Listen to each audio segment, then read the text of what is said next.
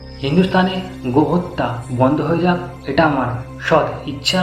কিন্তু এই গোহত্যা চলতে থাকুক, সেটার পিছনে একটা বড় ষড়যন্ত্র চলছে, এটা আপনাদের বোঝা জরুরি। যখনই সংসদে এই রকমের ঝামেলা হয়, তখনই কোনো না কোনো এক ধরনের প্রশ্ন উঠে আসেই। একদিন সংসদে এই গোহত্যাকে কেন্দ্র করে তর্ক বিতর্ক হচ্ছিল। সেই দিন সবকটি সংসদ এক পাশে বলছে গোরক্ষা হওয়া দরকার।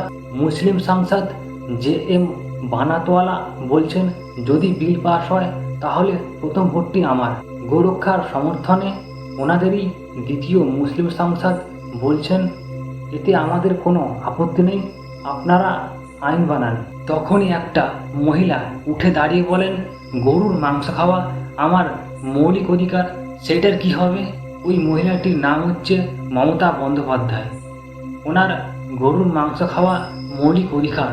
আবার মমতা বন্দ্যোপাধ্যায় সুপ্রিম কোর্টের একটি রায়কে কোট করে বলতে শুরু করেন কোনো কসাই গরু হত্যা করেন, এইটা তার মৌলিক অধিকার, সেইটা কি হবে?